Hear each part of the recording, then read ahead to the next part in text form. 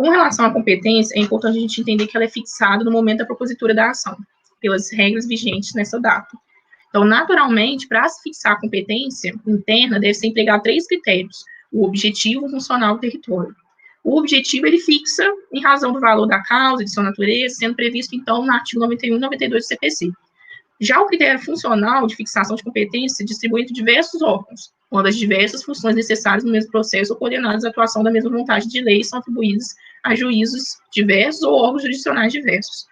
O critério territorial está ligado exclusivamente à posição geográfica.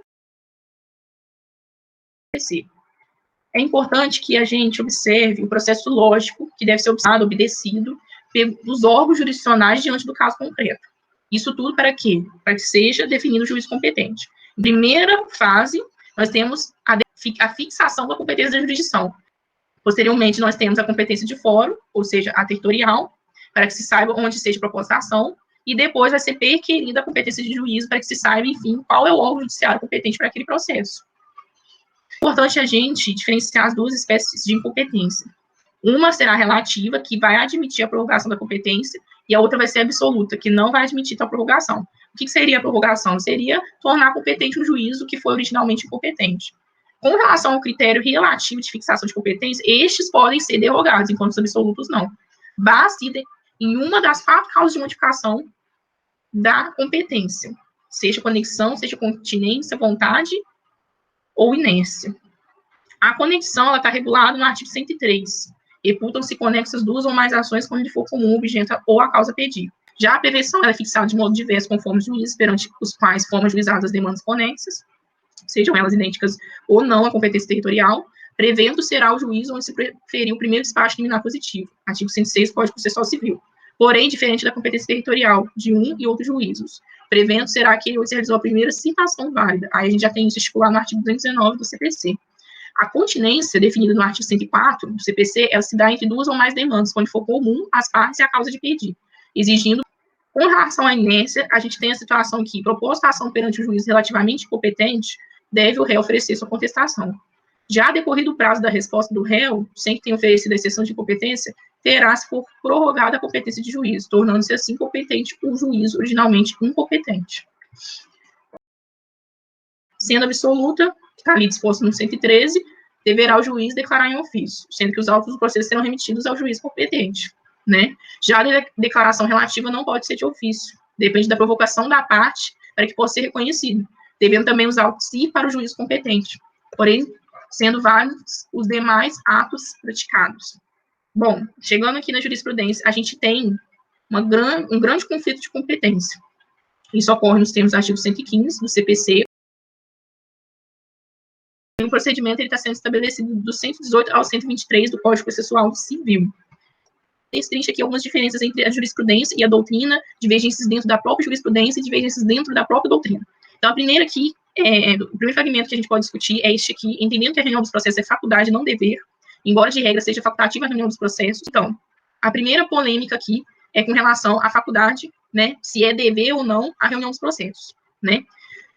Não tem um consenso com relação a isso, e isso é tanto na jurisprudência quanto na doutrina. Se a gente for vir aqui, ó, nesses dois, ó, o artigo 105 tem a mesma impropriedade de redação já observada no comentário do artigo 102, porque usa, em relação ao juiz, o verbo poder, parecendo assim que a faculdade só atender ou negar o pedido. Isso, deslocamento da competência é imediato para a nova vara ou justiça especializada, ou prevê competência diferente para as causas outrora afetas a determinada vara ou a justiça comum estadual. Aí é outra divergência que tem dentro da própria jurisprudência, juiz, eu já falei, todavia, ligeiramente majoritária a posição segundo a qual a reunião em caso de conexão não é obrigatória, mas, ao contrário, ditada pelas circunstâncias.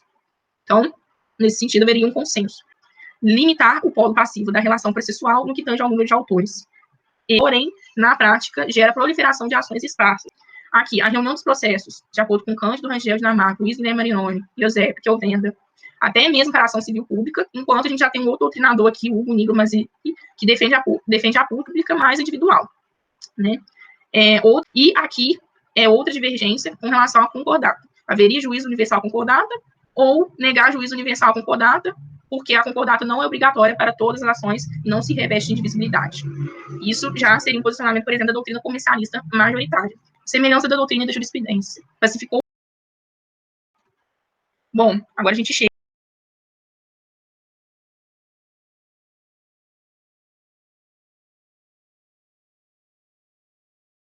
criadora de regras processuais espanholas acerca da competência territorial. Grande distinção com relação a nós é que esta possui modalidade especial, quando fixada por leis imperativas, permitindo o juiz conhecer de ofício a incompetência e remeter os autos ao juiz que entenda territorialmente competente.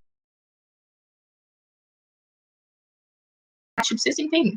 Bom, por fim, nós temos que é consolidado na jurisprudência do STF, em que a reunião de ações em virtude de conexão não se mostra possível quando implicar alteração de competência absoluta, né? A eventual existência de conexão entre demandas não é causa de modificação de competência absoluta, que impossibilita a reunião dos processos sob esse fundamento. Então, aqui a gente tem o relator ministro Luiz Felipe e o relator ministro Antônio Carlos afirmando algo similar, pareado. Bom, temos que o caput do artigo 63 do diploma praticamente repete a redação do trecho final do artigo 111 de 1973, em que prevê que as partes podem modificar a competência em razão do valor do território, elegendo fórum, onde será proposta ação oriunda de direitos e obrigações. Como a lei não dispõe de sentido contrário, e não há jurisprudência consolidada, a partir do 63, que permite a eleição de fórum, a doutrina define que as competências em razão do valor e do território são relativas. Mas o ordenamento processual brasileiro ainda prevê competências territoriais, algumas competências territoriais absolutas, como o parágrafo 1º e 2º do artigo 47 de 2015, do CPC de 2015. E competências absolutas fixadas em razão do valor da causa, a exemplo das competências das áreas já instaladas nos juizados especiais federais civis. Aí nós temos o parágrafo 3º do artigo 3º, lei número 10.259 de 2001. O pacto entre as partes para a eleição do fórum deve ser realizado em situação de equilíbrio técnico, informacional, econômico, financeiro, devendo ser revelada as circunstâncias de onerosidade, difícil exercício dos poderes de participação processual por um dos contraentes. Muito lógico isso, né? De acordo com o Código Processual vigente, se antes da citação o juiz verificar, reputar ineficaz a cláusula de eleição do fórum, desde que o faça antes da citação, a abusividade da cláusula eleitiva de fórum deverá declará-la ineficaz já de ofício, e pela própria dicção legal do supermencionado, parágrafo 3º do artigo 64, determinará a remessa dos autos ao juiz do fórum de domicílio do réu, que eu já mencionei, né? A cláusula de eleição do fórum é válida e somente pode ser afastada quando, segundo entendimento pretoriano, seja reconhecida a sua abusividade, viabilidade ou especial dificuldade ao acesso do Poder Judiciário. A gente tem a fala do relator, ministro Marco Puzzi. Então, observa-se que as disposições correspondentes ao CPC de 1973 e 2015 não há mudanças substanciais, porém evidencia-se o aperfeiçoamento na redação de alguns dispositivos, apresentando maiores especificidades e intelecção redacional. Nada obstante, faz-se necessário ainda reconhecer que restaram algumas lacunas, como a omissão referente à possibilidade de prorrogação da competência absoluta em razão de conexão e continência, que têm sido sanados pela jurisprudência. Então, eu agradeço, assim, a paciência, né, a oportunidade de estar a realizar aqui este trabalho. Tenha um bom descanso neste período de recesso, tenha cuidado também, professor, consigo mesmo, com a sua família, e nós nos vemos mais por aí, né, em outras disciplinas, pela faculdade. Obrigada.